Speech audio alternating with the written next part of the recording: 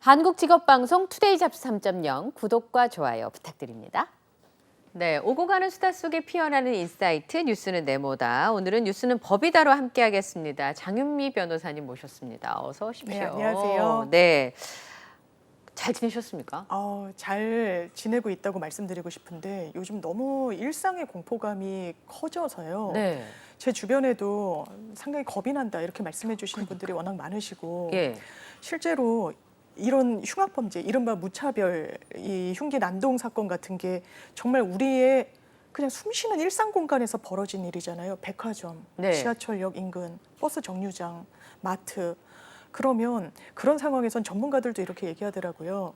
누군가 나를 향해 나는 전혀 방어가 안 된 상태에서 흉기를 휘두르면 그건 방어할 수 있는 사람은 남녀노소를 떠나서 거의 없다는 거예요. 그러니까 전문가들도 그런 상황에 놓이면 어떻게 해야 됩니까? 많은 분들이 묻잖아요. 도망가라고 이야기하더라고요. 그게 제일 좋은 방법이고 안전한 방법이라고 제가 하시더라고요. 기사를 봤더니 호신용품 판매율이 적게는 한 150%에서 이 사이트별로 400% 가까이 증가한 데도 있대요. 그만큼 내 몸 하나는 내가 지켜야겠구나라고 하는데 그런 상황에선 호신용품도 제대로 기능하지 못한다고 하더라고요. 왜냐하면 이 상황에 무차별적으로 맞닥뜨리는 일반 시민과 이 범행의 장면 같은 걸 끊임없이 머릿속으로 그렸던 이 범죄자, 가해자는 같은 선상에 놓여 있지가 않아서 그 상황에 놓이면 호신용품 평소에 잘 쓰지도 않았던 걸 제대로 활용하기도 어려워서 도주하는 게 상책이다. 그러니까 너무 가슴 아픈 일이지만 인터넷상에서는 이어폰을 끼고 다니지 말아라. 왜냐하면 눈앞에서 상황이 펼쳐질 수도 있지만 등 뒤에서 펼쳐지면 못 들으면 안 되잖아요. 핸드폰을 보면서 걸어오면 안 된다. 이게 사실 일상의 소소한 행복 같은 거죠. 음악 들으면서 걷는 건 자기 권리 아니에요. 근데 그런 걸 내려놓아야 되는 상황이 됐구나. 대한민국이 이 상황까지 왔구나. 이런 좀 참담함을 느낍니다. 네. 흉기난동 사건 이후의 문제는 사실 장윤미 변호사님도 자녀를 기르는 어머니이시고 네. 저도 그렇습니다만 이 살인 예고글이 올라와서 검거된 사람 중에 절반 이상이 10대라는 거예요. 네, 네. 그리고 살인 예비죄로 처벌하겠다라고 정부에서 밝힘에도 불구하고 이런 경우들이 여전히 존재하고 있다는 건 굉장히 걱정스러운데 장난으로 이제 저런 글을 잡히면 아버지랑 같이 와가지고 장난으로 그랬다라는 거잖아요. 그렇죠. 근데 그 부분에 대해서 이제 교육청에서도 얘기를 해주라고 음. 주변 자녀들한테라고 하는 내용이 발송이 됐을 정도인데 청소년들이 저 처벌을 세게 한다는 게 아직까지는 실감을 잘 못하는 것인지. 네, 네. 이게 실제로 그렇습니다. 내가 이를테면 몇 월 며칠, 난 12시 무슨 역에서 특정까지 해요. 여성들만 골라서 어떻게 하겠다? 그렇더라고요. 아니면 경찰을 어떻게 하겠다? 이게 맥락이란 게 있는 겁니다. 지금 이런 사건이 없을 때 올리면 그 위중함이 좀 덜 평가를 받을 거예요. 그런데 이런 글을 올리는 행위만으로도 처벌을 할 수는 있습니다. 지금까지는 어떻게 처벌했냐? 이게 공포감을 조장하는 글이잖아요. 그리고 대상의 특정이 좀 안 돼 있어요. 누군가를 향해서 겁을 먹게 하는 거라기보단 불특정 다중을 대상으로 한 거잖아요. 그렇죠. 그래서 협박죄로 좀 적용하기에는 조금 애매하고 그러면 경범죄처벌법에 이런 글을 올리는 걸 규율하는 법령이 있어요. 또 하나는 이걸 대부분 정보통신망, 그러니까 온라인상에 게재를 하잖아요. 그럼 정보통신망법상 형사처벌을 할 수가 있는데 비교적 가볍습니다. 그러니까 이런 걸 올렸을 때 당장 실질적으로 규율할 수 있는 법령은 지금 이원석 검찰총장이 이거 위계에 의한 공무집행 방해에 한번 적극적으로 법리 검토를 하라라고 검찰에 지시를 내렸거든요. 우리가 어렸을 때 저도 그렇지만 소방서나 경찰에 전화해서 불났어요 이렇게 끊고 이게 저희 어렸을 땐 더 많긴 했는데 요즘은 그래도 뭐랄까요 시민성이 좀 고양돼서 높아져서 그런 경우가 거의 없긴 한데 그런 게 위계에 의한 공무집행 방해가 될 수 있는 거예요. 내 장난으로. 왜냐하면 몇 월 며칠 몇 시에 강남역 이러면 거기에 출동할 수 있어요. 경찰이 이 범죄를 사전에 예방하기 위해서 폭발물을 어디에 설치했다 나가잖아요. 점검반이 나가서 실제로 폭탄 설치 여부를 판단하잖아요. 이게 공권력이 낭비되는 거거든요. 그러면 공무집행 방해, 폭행 협박을 요건으로 하는 경우도 있지만 위계, 그러니까 속임수를 요건으로 해서 공무집행을 방해했다라고 하면 형사처벌 받거든요. 그래서 그걸로 처벌하는데 전문가들은 그것만으로 부족하다는 거죠. 지금 장난이라고 얘기하지만요. 사람들이 모두 공포에 지금 휩싸여 있습니다. 지하철에서 한 여학생이 BTS였나요? 무슨 아이돌을 아이돌 보고 그룹. 너무 SNS 좋아서 라이브. 소리를 질렀는데 사람들이 혼비백산에서 깔리면서 넘어졌습니다. 사고가 난주한 거예요. 그만큼 사회적 긴장도가 높아요. 그런데 거기에 편승해서 장난이었다? 이건 비난 가능성이 매우 높은 행위입니다. 그래서 오히려 살인 예비죄로까지 이거 판단해야 된다라고 이수정 교수 등이 이렇게 제안을 하고 있죠. 이제 살인 예비죄는 사실 적용하기가 쉽지는 않아 보이는 부분이 있기는 합니다. 255조 형법에 살인 예비 음모죄라는 걸 별도로 규정하고 있는데요.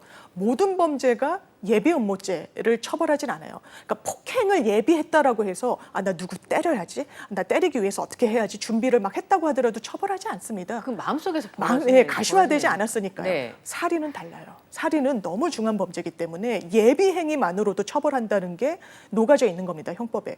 그러면 예비 행위를 법적으로는 어떻게 보느냐?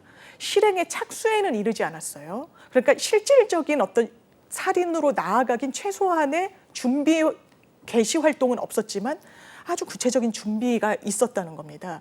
최근의 예를 들면요. 살인 예비죄가 적용된 이런 공포 조장 글과 관련해서 있죠. 어떤 게 있냐면요. 이런 글을 올린 사람이 있어요. 신림역 그 흉기 난동 사건이 있은 이후에 나도 신림역 간다. 가서 언제 가서 나 여성들만 골라서 살해하겠다. 이 남성 추적했습니다. 집에 갔더니 흉기가 있었어요. 이 살인 이거는 그냥 이 사람 장난글로 치부할 수 없겠구나. 뭐 정보통신망법이니 위계에 의한 공무집행 그걸 넘는구나. 지금 살인 예비죄 적용했습니다. 최근에 고속버스 터미널에서 잡힌 사람이 있어요. 이 남성 같은 경우에도요. 그 고속버스 터미널에 출몰하기 전에 글을 올렸습니다. 뭐라고 올렸냐면 나 흉기 들고 그 사람은 나 경찰 죽이겠다 이랬어요. 그리고 흉기를 소지하고 돌아다닌 거예요. 고속버스 터미널을 실제로. 어느 정도 윤곽이 잡혔다고 보는 거죠. 심지어는 총을 차고 있었다라고 했습니다. 근데 총이 장난감 총이었어요.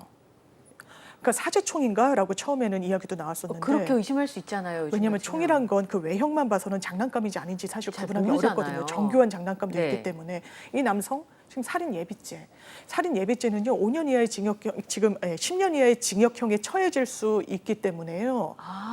이게 가벼운 처벌이 형이 아닙니다. 강하네요? 처벌이 강하고요. 예. 일단 살인죄는 사형 무기 5년 이하 이상의 징역형이지만 10년 이하의 징역형도 가볍지는 않은 거거든요.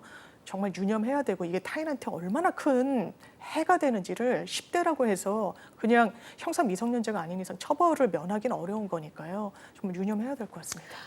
지금 말씀하시는 거를 듣기만 해도 굉장히 걱정스러운데 문제는 학생들은 좀 다른 특성을 가지고 있는 것 네. 같아요. SNS를 통해서 자신을 과시하려고 하는 그러니까요. 예, 그런 부분들도 있고 주목도가 높은 것이 사실은 지금 나중에 언제 받게 될지 모르는 네, 처벌보다는 훨씬 더 유인 효과가 크기 때문에 네.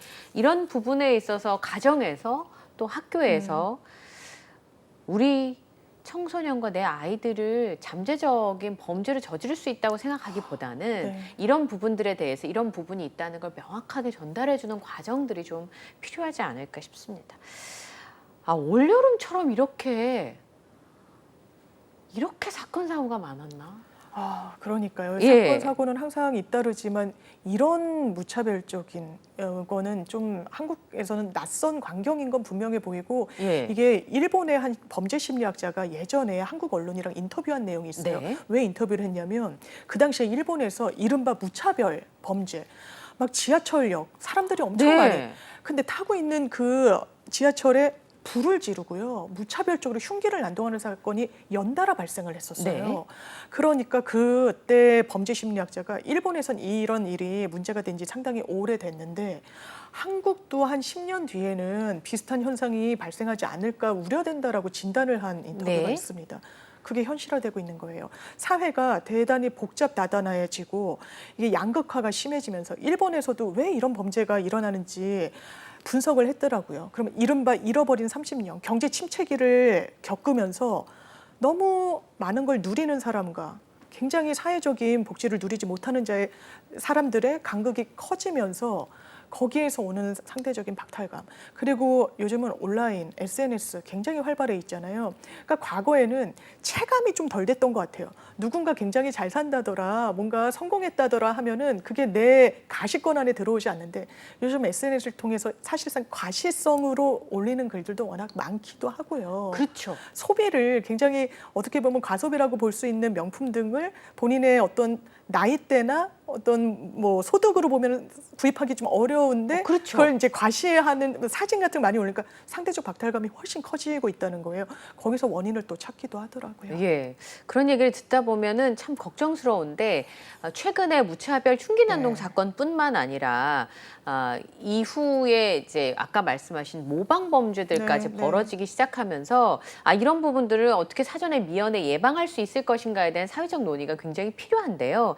법무부가 사법 입원제 도입을 검토하겠다라고 끝내 밝혔습니다. 그래서 오늘 그 얘기를 좀 나눠볼 텐데 중증 정신질환을 앓은 적이 있는 사람이 범죄를 저지른 사건이 보도가 될 때마다 뭐 방화도 있었고요. 이런 흉기난동도 있었는데 그때 나오는 얘기가 사법입원제를 맞아요. 도입을 해야 된다라고 하는 건데 그러면 중증 정신질환을 가지고 있는 사람들의 입원의 결정을 법원에서 사법이란 맞아요. 말은 맞아요. 법원이란 뜻이죠. 예. 그렇습니다. 이 부분이 지금 짚어주신 대로 방점은 사법부가 법원이잖아요. 법원에 있다는 겁니다. 왜 그러면 지금은 법원이 누군가를 강제로 입원시키거나 할 수 있는 없어요. 그런데 지금 뭐 신림역 사건은 본인이 나 정신질환 치료를 받은 적이 있다라고 했지만 그건 아닌 것으로 좀 귀결이 되고 있죠. 네. 그렇지만 지금 이 서현역 사건 같은 경우에는 치료를 받은 내역은 이제 있다라고 3년 하고 전에 이미. 그렇죠. 예. 그리고 조현병의 사전 단계인 조현성 뭐 인격 인격 장애. 장애라고 지금 이야기가 나오고 있어서 뭔가 정신질환이 사회적인 위해로 이어지는 거 아니야라는 공포감을 당연히 많은 분들이 가질 수밖에 없습니다. 일단 전문가들은 이렇게 얘기하더라고요.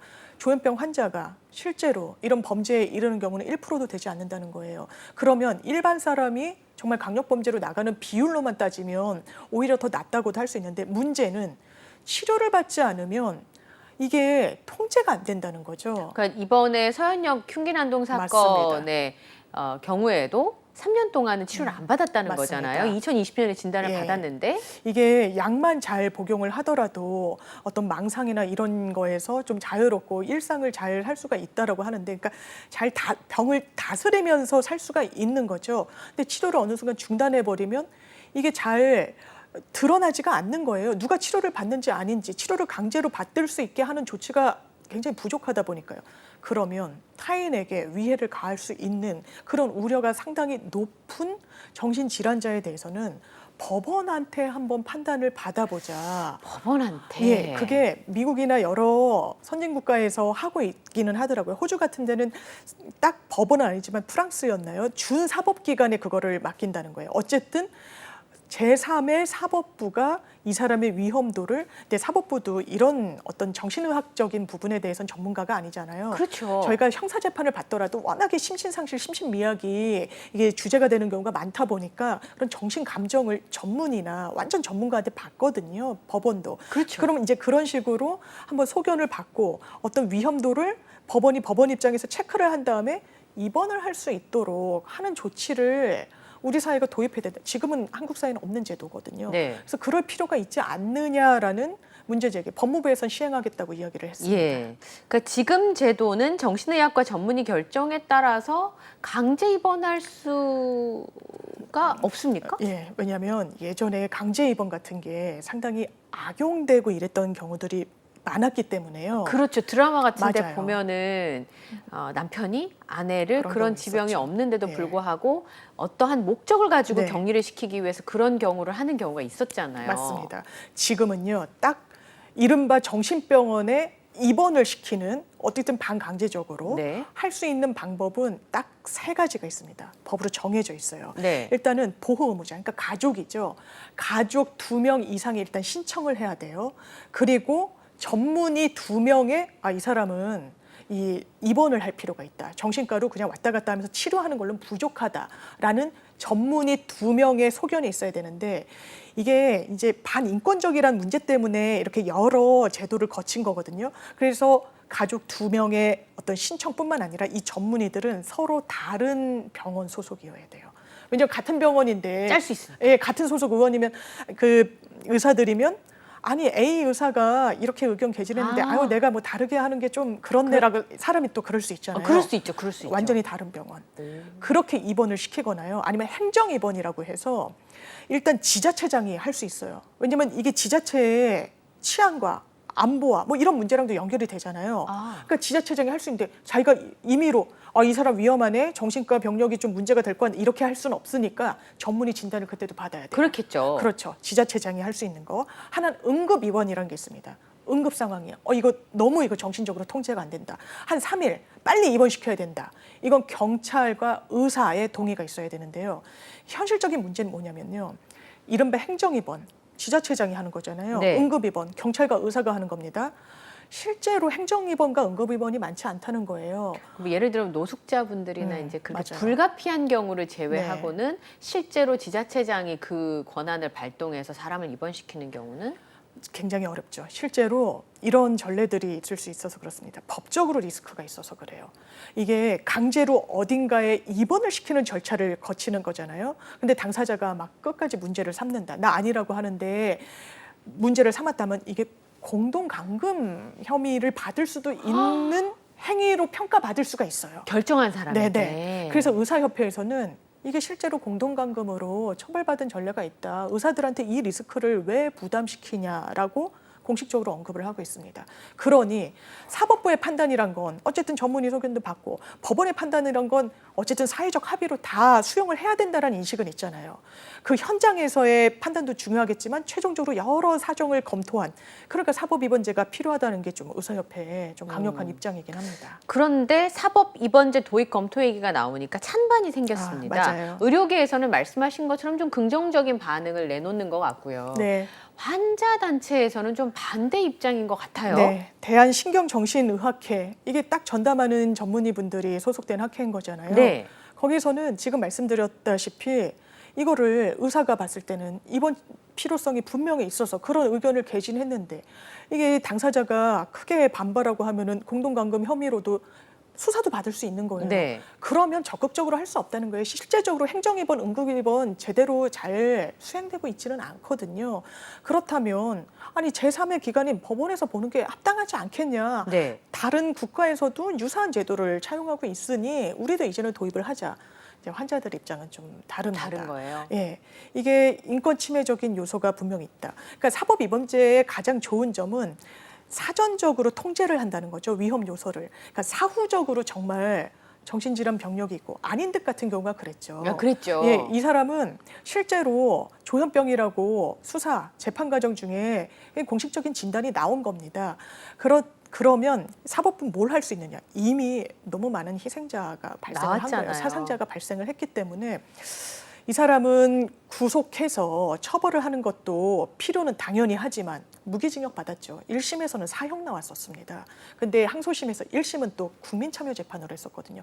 많은 분들이 일반적인 법 감정을 가진 분들이 봤을 때 심신미약이다, 심신상실이다, 정신병이다, 조현병이다 했지만 이거는 사형에 처해야 된다고 본 거예요. 그걸 수용해서 1심 재판부 사형 선고했어요. 항소심에서는 그런데 전문의들이 조현병이라고 이야기를 하고 그렇다면 어쨌든 온전한 전신 상태에서 이 범행이 이런 거는 사실상 아닌데 감경의 필요성이 좀 있다고 해서 무기징역으로 감경된 거거든요. 그러면 이제 그런 구속, 처벌을 하는 부분이 있고 지금 현행 체계에서는 이런 사후적인 경우에는 치료감호 제도라는 게 있죠. 최대 15년 동안 이 부분은 치료에 좀 더 방점을 찍은 거예요. 범죄를 저질렀다는 어떤 그 범죄에 대한 죗값을 치르는 부분도 있는 사람이지만 이 사람은 치료가 필요한 사람이다. 국가에서 관리가 필요하다. 그리고 이 사람에 대한 관리라는 측면도 있지만 사회적으로 바로 만약에 무기징역도 지금은 감형이 되면 나올 수 있으니까 네, 가석방이 그렇잖아요. 가능하니까요. 사회로 바로 나가는 거에 대한 어떤 견제 성격으로 치료감호 제도라는 게 있죠. 그러면 사실상 구금 상태인 거예요. 그렇지만 치료를 계속 이제 국가 차원에서 해주는 이건 사후적인 겁니다. 그러면 지금 말씀드리고 있는 사법 입원 제도는 사전에 하는 거예요. 미리 통제하고 위험을 좀 준비를 하는 건데 위험이 가시화되지 않았잖아요. 그렇죠. 이 사람이 위험스러울지 아닐지는 법원 입장에서도 상당히 판단하기 좀 어렵습니다. 인권 침해 요소도 예. 충분히 높잖아요. 그러니까 환자들 입장에서는 아니 내가 심지어 지금 위험을 일으킨 것도 아니고 내 정신적인 상태가 위중하다곤 하더라도 내가 치료를 잘 받겠다고 하는데 강제 입원을 우리 가족도 아닌 법원의 손에 맡기는 게 그게 맞느냐란 또 반론이 나오는 거예요. 인권적인 측면도 그렇고 어떤 자기 선택권, 치료도 어떻게 보면 또 자기 선택권의 측면이 있으니까요. 그래서 이 입장이 좀 맞서고 있어서 그래서 또 입법이 제대로 되지 않았던 부분도 있습니다. 그러니까 사회적으로 굉장히 파장이 큰 문제이기도 해서 계속 국회에서 공회전 상태였던 것이고요. 과거에도 정신보건법에서 네. 그러니까 보호 의무자에 의한 입원, 강제 입원을 명문화했었는데 헌법 불합치 결정이 나온 적도 있었다면서요. 헌법 불합치 결정이 나왔었죠. 2016년도에 나왔어요. 근데 보호자에 의한 입원인데도 그게 안 되는 겁니까? 그게 악용되는 경우들이 많았어서 아까 말씀하신 그렇습니다. 것처럼 실제로 그런 거예요.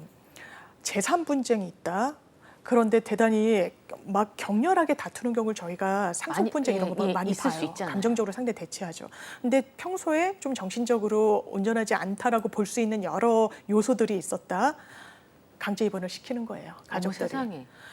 재산 분쟁으로 이런 경우가 있고 종교 갈등. 특히 이제 주류적인 종교 말고 뭐 이단이다 뭐다 그 판단은 보류하더라도 소수 종교들 있잖아요. 네. 그러면 저희가 이혼 소송 판례를 찾아보면 특정 종교로 인한 가정 불화로 가정 폭력이 유발되고 이혼에 이르는 그런 케이스들이 상당히 많아요. 예, 어느 종교라고 말씀드리긴 조금 어렵지만 그러니까 종교적인 갈등으로 그냥 자기 입장에선 그런 거예요. 아니 기독교, 불교, 천주교 다 있는데 왜 이런 종교 안 믿고 남들은 믿지도 않고 어떻게 보면 교리가 대단히 상식에 반하는 부분도 있는데 이걸 왜 이렇게 열심히 믿냐? 너 이거 정신적으로 문제 있다. 어머. 그래서 그게 촉발이 돼서 정신과에 입원하는 경우들도 없지는 않았습니다. 이렇게 악용이 되다 보니까 뭔가 희생양이 생겼던 거예요. 이렇게 가족들이 강제 입원의 주도권을 갖고 있는 법 체계를 갖고 있었을 때 헌법재판소가 봤을 때 이거는 좀 헌법에 맞지 않는다라고 판단을 한 거예요. 그런데 당장 위헌 이러면 완전히 혼란스러우니까 이거 법 빨리 고치세요. 언제까지 유효하지만 그 이후에는 이 법은 없는 겁니다. 라고 해서 이런 지금 아까 말씀드린 입원의 세 가지 체계, 제3자가 좀 들여다보고 가족의 어떤 신청과 동의 플러스 전문의의 소견까지 더해줘야 되는 이 제도가 갖춰진 지가 또 오래되지 않았어요. 그러다 보니까 보건복지부에서는 일단 이 제도가 지금 세 가지 차원에서 입원시키는 방안이 도입된 지도 지금 1년인가 2년 뭐 이렇게 짧게밖에 안 됐거든요. 그런 상태에서 제도가 제대로 자리 잡는지를 좀 보고 사법 이 입원 제도를 도입해도 되는데 이건 좀 논의가 무르익지 않았다라는 또 이야기도 하고 있고요. 그리고 이런 얘기도 합니다. 보건복지부가 기본적으로 정신질환이나 이런 보건복지 체계에 대해서는 주무부처예요. 근데 왜 사법부가 그 권한을 침해하냐? 그렇게 볼 수 이런 있네요. 또 부처 간에 또 이런 알력이랄까요? 이런 부분도 있어서 예. 그래서 한번 헌법재판소에서는 일단 헌법 불합치가 나왔었고 그 이후로 제도가 좀 정비가 됐지만 이것만으로는 부족한 거 아니냐는 목소리가 또 나오고 있는 겁니다. 참 양쪽의 내용이 두 가지가 존재하는 것 같아요. 지금 희생된 피해자분들의 유족들의 입장에서는 네. 진즉에 당연하죠. 그런 예, 요인들이 있었더라면 정부에서 국가에서 어떤 방식으로든 대책을 세워서 이렇게 무고한 희생이 없게 했어야 되는데 그렇죠. 이게 무슨 일이냐라고 항변하실 수 있고요, 충분히.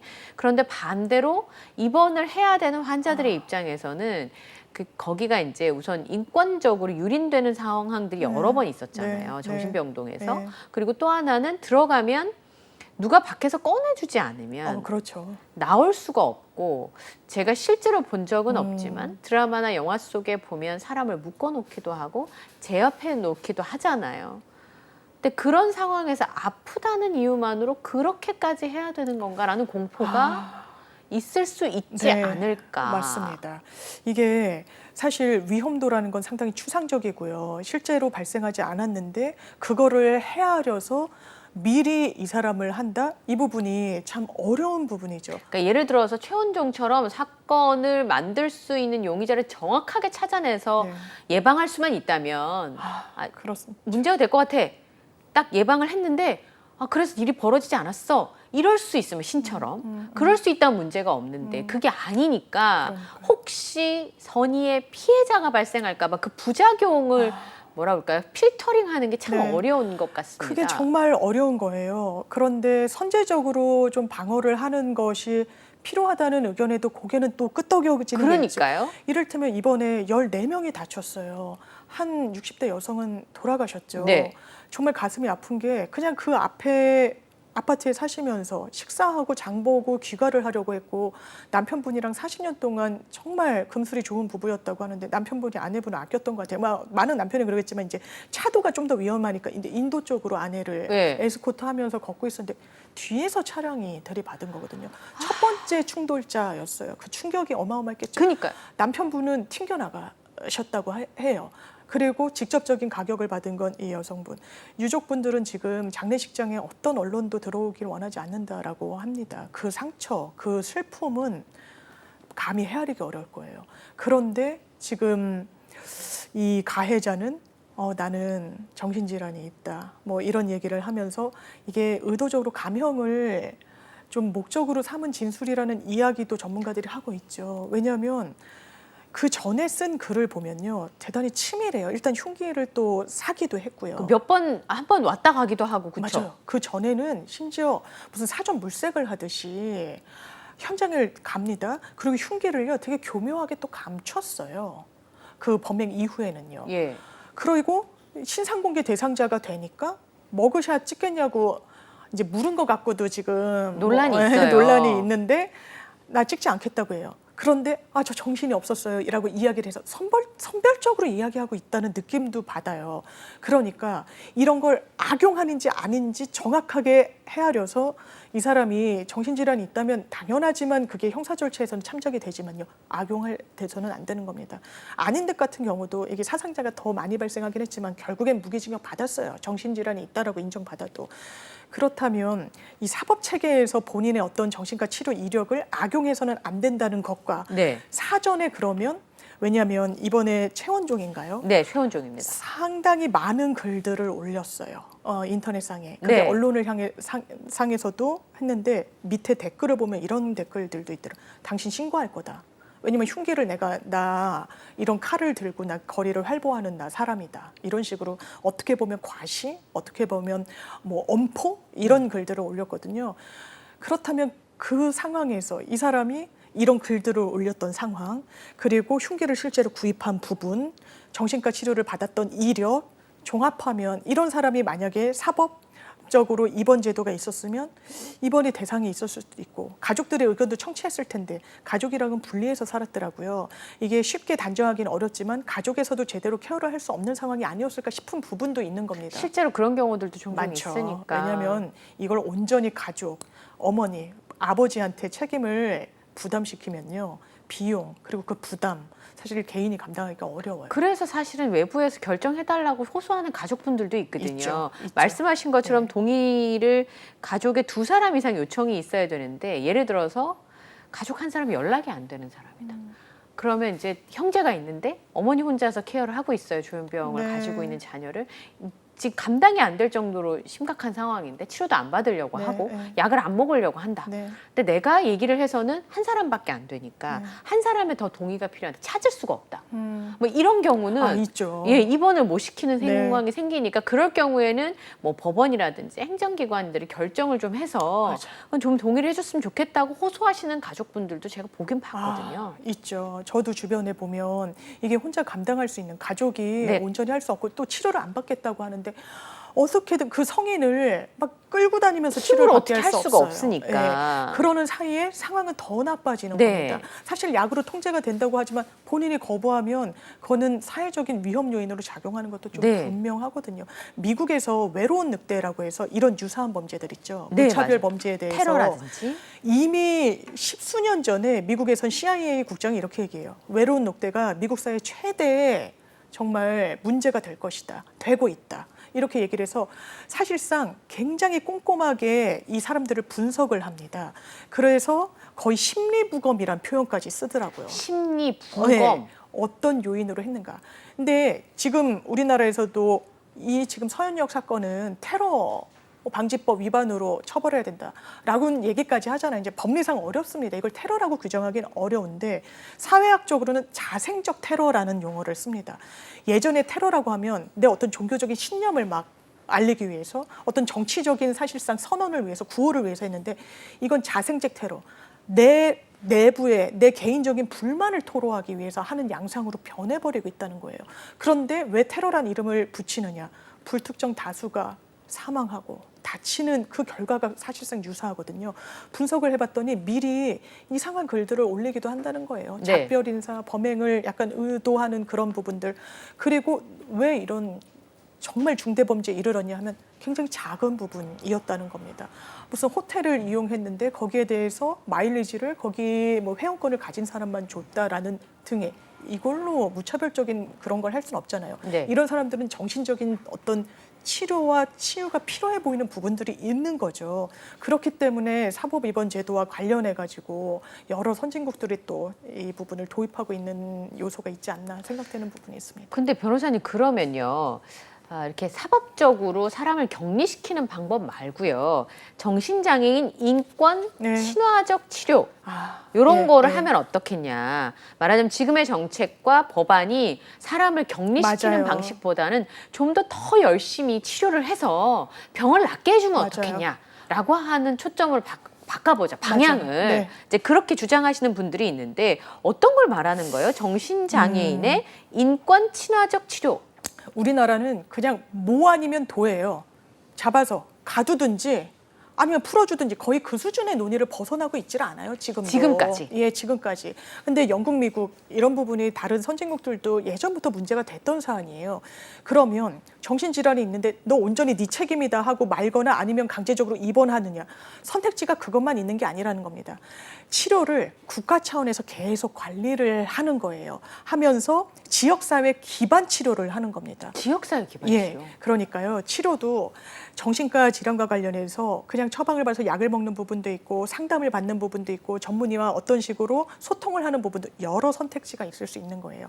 그러면 이 환자의 상황에 맞춰서 이 부분에 대한 선택권을 또 주는 겁니다. 그리고 사회가 같이 이 부분을 들여다본다라는 거예요. 그러니까 사회 안에서 제대로 치료받을 수 있는 제도도 같이 가져간다는 겁니다. 물론 미국 같은 경우도 사법입범죄가 있죠. 사법입범죄로 분류해서 할 사람은 하고, 그러면 우리나라 논의에서는 사법입범죄 대상이 돼서 입원을 하면 그거고 안 하면 그 안 한 사람의 문제를 또 일으킬 수도 있는 거 아니겠습니까? 그렇다면 사회적인 어떤 안전망을 사회 내부에서도 가져갈 수 있어야 된다라는 논의가 지금 나오고 있는데 우리나라가 그렇게까지 될까? 일본 아까 말씀드렸다시피 굉장히 무차별 범죄가 예전부터 심했어요. 그래서 일본에서는 어떻게 했느냐? 이 사람들을 분석했더니 두 가지 원인이 있었다는 거예요. 경제적 고립과 사회적 고립이에요. 고립. 예, 경제적으로 어려움과 사회적으로는 혼자 고립이 돼 있었습니다. 누구와 소통하지 않아요. 본인의 생각을 그냥 온라인상에서 과시하듯이 올리기만 했지 피드백 받지 못하는 거예요. 그래서 히키코모리 지원단이란 걸 만들었더라고요.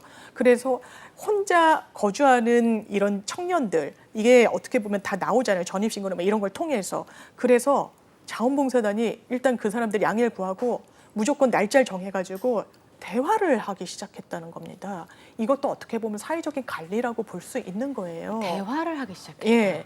왜냐하면 혼자 웅크리고 전혀 사회적인 소통이 없이 단절된 사람들이 갑자기 점프하듯이 강력범죄로 너무나 넘어가게 되니까요. 이런 어떻게 보면 작은 정책 같지만 그런 게 효과가 클 수도 있는 거거든요. 너는 문제가 있으니 감금 내지는 아니면 사회에 그냥 두겠다. 이거는 사실 정답이 아니라는 대안이 나오는 것 같습니다. 네. 오늘 말씀을 듣고 보니까 근데 사실 정신진단 이력이 있다고 하더라도 그게 다 모든 사람들이 범죄를 맞습니다. 저지르는 건 아니고 예. 특히나 최원정의 경우에도 본인은 계속 스토킹을 당하고 있다고 호소를 했다고 하지만 그렇다고 해서 범죄를 저지른 것이 인과관계가 있느냐 그렇게 보기에는 또 본인이 범죄를 저지른 거니까요. 맞아요. 그런 질환을 갖고 계신 분들 중에 범죄를 저지르지 않은 사람이 훨씬 더 훨씬 많은데 많습니다. 그 저지른 사람들 때문에 다른 사람들을 통제할 필요가 있는가. 예, 그 어려운 부분에 문제죠. 대해서도 논의를 해봐야 되겠습니다. 이제 이런 일이 많이 벌어질 수 있다고 전문가들이 얘기하니까요. 대책은 분명히 있어야 되고 지난하고 어렵더라도 논의가 필요하지 않을까 싶습니다. 지금까지 뉴스는 법이다. 장유미 변호사님과 함께했어요. 고맙습니다. 감사합니다. 네.